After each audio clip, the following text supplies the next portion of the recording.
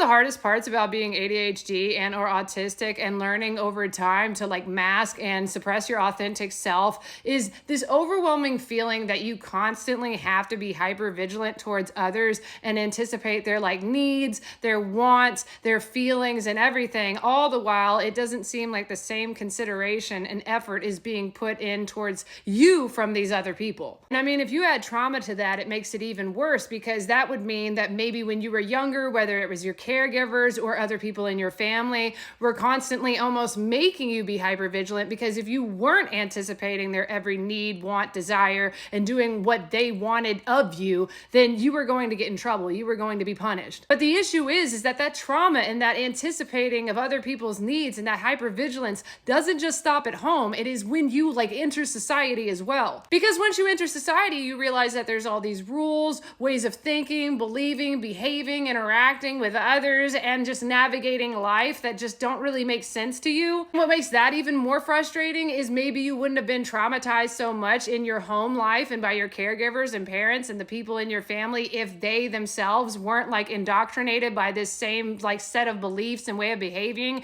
as like the society that you live in. And so they're projecting their own fears and concerns about their own beliefs and narratives and ways of interacting in the world that they probably got from their own family and culture and society onto you now. And a lot of these narratives and beliefs and ways of interacting just don't even make sense to you because it just seems like you're trying to act nice even though you're lying to each other. So everybody's going around not telling the honest truth about how they're actually feeling or what they're experiencing or what they're doing in life because that would be like not proper or polite or you might burden someone. So now you have to anticipate everybody else's needs as well because nobody's telling the truth. So especially if you have trauma, not only as a child did you have to be constantly aware of like your parents and your caregivers and your family's like feelings, thoughts, beliefs, and everything. But now that you're in society, you have to constantly make sure to be managing other people's feelings, thoughts, and emotions as well and pretty much be parenting everybody else because nobody else can be honest. But yet when you try to be honest and upfront about things, about your feelings, what you're actually thinking, how you think that you want to live life personally, what would work best for your needs, people all of a sudden think that you're being selfish. So let me get this right. I'm being selfish or weird or impolite because I'm trying to have clear communication because I'm constantly trying to suppress my own authentic needs at the risk of my own comfort because I want to make you comfortable. But the moment that cracks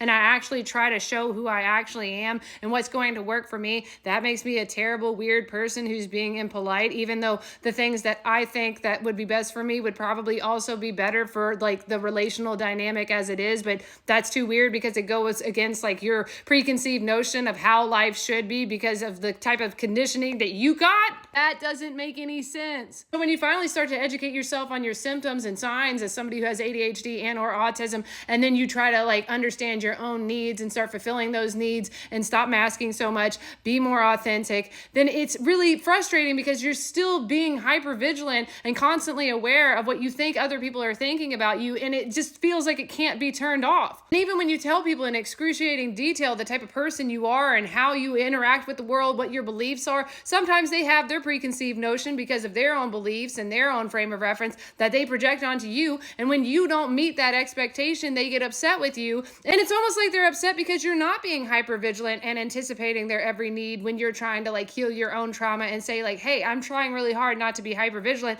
So that if you try to talk to me in a passive aggressive way or if you don't tell me the truth about how you're feeling, I'm not going to overextend myself by trying to guess what you're thinking and feeling because we are adults and you can tell me what you're thinking and feeling, even though that goes against what you think that you should be doing according to society or your own upbringing and fears. And then they're almost mad at you because you've like broken out of your own masking and other things like that. And then you're having to feel like you have to be hyper vigilant to try to like kind of make the peace. But even if you all decide to go separate ways, you still might be worried about what they're thinking or how they feel about you or if they're telling other people about you or what that means about you because you're trying to unmask and be more authentic. This can also be an issue when you have safe people in your life who do want you to be authentic, who do want you to live your life however it's going to be best for you. And it's like you almost don't believe them. So you're almost more hyper vigilant because you're like, oh no, I know that they're thinking something. They're just not telling me. Because remember, according to society or your upbringing, people have told you that it's not polite for you to bring up something that makes you uncomfortable. So that's probably why they're not telling me why they're uncomfortable with me or why they haven't told me to leave their house.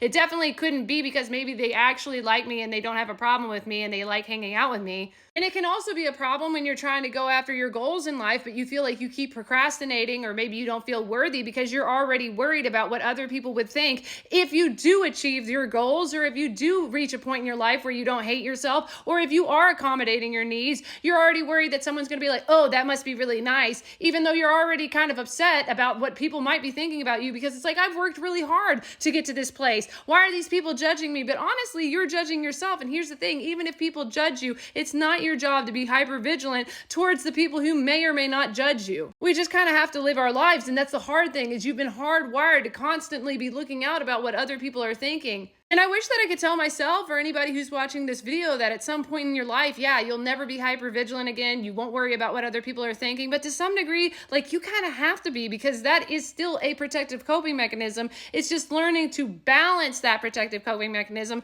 for like how much you actually need it for like something that is life threatening, really unsafe, an unhealthy dynamic, as opposed to just like that protective coping mechanism being in overdrive when it doesn't need to be, or whenever you need to go, you know what, there's nothing I can do about this situation, and I know that it's unhealthy for me to be in any more hypervigilance, because there is a difference between being hypervigilant, keeping yourself safe, and being considerate of others and yourself. It's getting into a daily practice of regulating your nervous system and your body so that you can get out of fight or flight more often than not. I would also strongly recommend parts work, which is going to help you update those old outdated systems that are overworking a little bit. And it's also going to help you dismantle the shame that you have about those protective coping mechanisms. I would also strongly recommend looking into your own signs and symptoms and educating yourself about your needs, and slowly but surely like learning how to fulfill those needs for yourself.